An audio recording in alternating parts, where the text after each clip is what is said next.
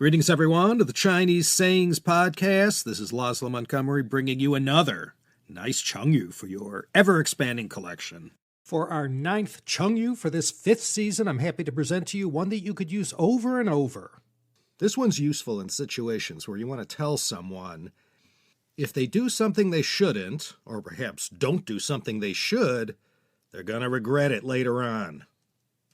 And our selection this time is Kāi Mén Yī Dào, opening the door to invite a bandit inside, the Chinese equivalent of the English to be asking for trouble. And boy, does this one ever have a fine provenance. It comes to us from the Book of Wu, one of the 3 books that make up the records of the 3 kingdoms, the Sun Quan, written during the Jin dynasty. And many years later, in the 14th century, Luo Guanzhong wrote the Romance of the 3 Kingdoms, based on this ancient work of historiography. Let's quickly look at the 4 characters and then get to the story behind it. Kāi Mén Yī Dào. Kāi means to open, and Mén is a door. Kāi Mén, open the door. Yi, well, this is interesting. Now, we don't do this in Western culture, and I never experienced my first yi until I started to become familiar with Chinese culture and mixed regularly with people from China or Greater China. When you zuo yi, you're bowing and also extending your hands before you and clasp them. It's one of these great human gestures that became custom in China. And because you would yi to a person when you greeted them, in this instance, yi means to welcome someone or welcome them into your residence. And a dao is a robber or bandit. Open the door, welcome the bandit, asking for trouble. And without further ado, let's look at the story taken from the records of the 3 kingdoms from the Book of Wu. There are 5 main characters to this story, straight out of the last years of the Eastern Han and the 3 Kingdoms era. And the 2 most important ones were the brothers Sun Ce and Sun Quan. Now, without delving into the whole story of the 3 Kingdoms, Sun Quan was one of the 3 leaders contending for power, to wear the mantle once worn by dynasty founders Ying Zheng and Liu Bang.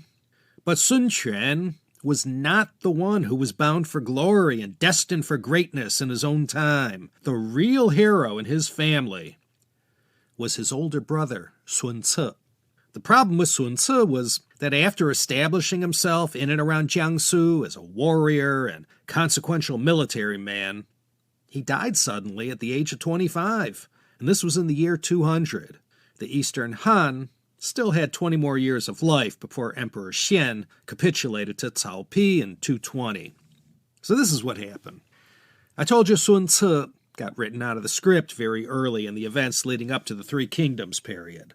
During the 190s, he really began to ramp up what later became the Kingdom of Wu. This is in the Jiangdong region, those lands in China's east that have the Yangtze River running through them. Today, these are the richest and most productive lands in all of China.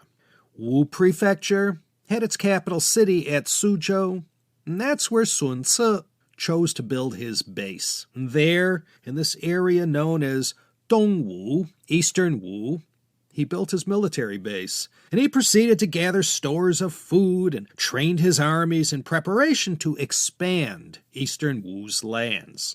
Now, the prefect of Wu, a man named Xu Gong, became concerned about Sun Ce's growing influence in the region. And so alarmed was Xu Gong, he sent a secret message to the Han Emperor saying, Sun Ce is a brave and fearsome man. I recommend that he be summoned back to the imperial capital, for his presence here in the provinces can only mean trouble. Unfortunately, however, Xu Gong's messenger was intercepted by Sun Ce's men. When the secret message reached Sun Ce's eyes, he was furious. He immediately ordered that someone lure Xu Gong to his manor. And when Xu Gong stood before Sun Ce, he was seized, charged with conspiring against Sun, and summarily executed by hanging. And other clients of Xu Gong were also caught up in this whole thing, and they too fared a little better than their boss. But Xu Gong had 3 faithful followers who escaped the purge and were determined to avenge their former leader.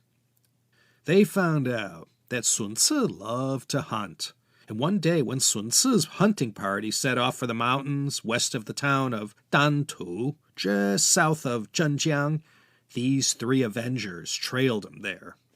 Sun Ce's horse was the swiftest and strongest of all the horses in the hunting party, and because of this, Sun Ce quickly outpaced the rest of his hunting party by a great distance, and Sun Ce rode alone, chasing a deer, and Xu Gong's three followers set up an ambush and began their attack. They caught up with Sun Ce, and one of them shot him through the cheek with an arrow. Caught by surprise, Sun Ce's weapons clattered to the ground, and he was only able to use his bow and arrow in self-defense, making a hasty retreat towards the rest of his hunting party. Xu Gong's three followers gave chase, but just as they were about to bear down on Sun Ce, members of Sun's hunting party rushed up to subdue and kill them. They carried their wounded leader back to his manor house to treat his ghastly wound. But Sun Ce's cheek wound quickly became infected and his condition deteriorated. He knew his days were numbered, so he summoned his chief advisor Zhang Zhao and others in his inner circle. He also called for his younger brother, still a teenager, Sun Quan, to his bedside to confer with them. "We live in troubled times," he said, "but our area of Wu possesses excellent manpower and is securely situated on the banks of the Yangtze River. We should have nothing to fear. I ask you, my advisors, to give wise counsel to my younger brother when I am gone." He also handed a final letter to his brother Sun Quan, which said, "Out of us two brothers, I was the man more suited to raise armies, do battle, and conquer land. However, you are the man most suited to wisely utilize our manpower and resources in order to protect this land that has already been won." Sun Quan, weeping profusely, accepted this final letter. After Sun Ce's death, Sun Quan was devastated. This was a crushing blow to him, so sudden. He could think of nothing else and spent all his time weeping for the loss of his older brother. And because of this, the advisor Zhang Zhao counseled him and said, "Nowadays, the world is full of trouble and fighting and turmoil. Greedy men vie with each other for pieces of land. If you continue to turn all your attention to grieving for your brother and let the affairs of your state go to seed, you are asking for trouble. It is just as if you are Kāi Mén Yī Dào. You're opening your door and politely inviting a bandit or a robber into your house." Zhang Zhao was telling Sun Quan if he didn't stop his incessant weeping and mourning Sun Ce's memory, he was inviting trouble into the front door. In these final years of the Eastern Han, his kingdom of Wu and the rich lands with so much abundance was going to be attacked by his enemies, of which he had a few. So using this saying, lifted from the records of the three kingdoms, Zhang Zhao got Sun Quan to see the light. Upon hearing these words, Sun Quan rallied himself and began to tend to all the important matters related to his territory.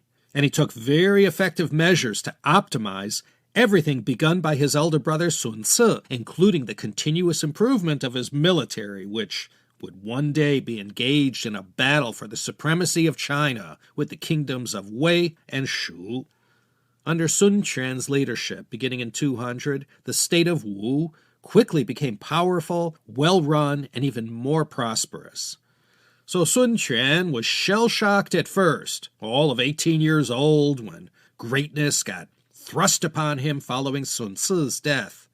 Then, after a dangerously long period of failing to rise to the occasion, shedding tears over his brother's sudden death, finally, someone he trusted talked some sense into him, and comparing his inattention to matters of state to the act of inviting a robber into your house, he got through to the young future emperor of Eastern Wu, and that is the epic historical backdrop to Kāi Mén opening your door and Yī Dào inviting a bandit to come inside, the Chinese equivalent to the English asking for trouble, doing something that will later regret. Kāi Mén Yī Dào, a Chinese saying coming to us from 21 centuries ago and still being used today. As always, a shout-out to Emma, the general manager over at the Teacup Chengyu Yanqiu Zhongxin, for all the behind-the-scenes goings-on here at the CSP. Only a couple more to go in this 5th season.